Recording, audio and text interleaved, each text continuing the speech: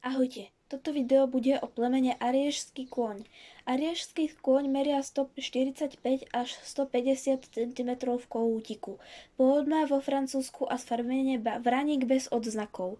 Tento čierny koník pochádza z východných Pyrenejí, pohoria so snehom pokrytými štítmi oddelujúceho Francúzsko od Pyrenejského poloostrova.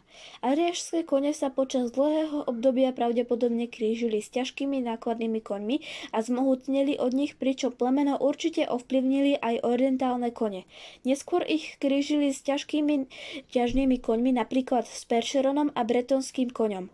Výberová plemenitba sa začala okolo roku 1908 a plemennú knihu založili v roku 1940, aby sa zachovalo plemeno.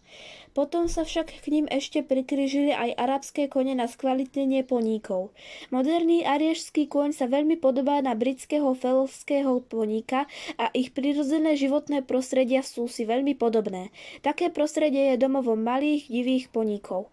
Pri nedostatočnom šľachiteľskom úsilí by poníky z tejto oblasti boli prirodzene malé, okolo 132 až 145 cm v kohútiku.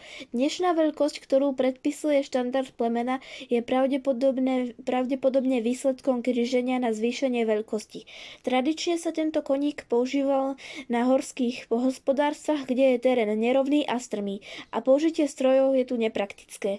Vo svojom domácom prostredí sa ariéžsky kôň dodnes využíva v lesníctve, ale v prvom rade je to však plemeno na rekreačnú jazdu a je veľmi obľúbené aj na jazdu v teréne.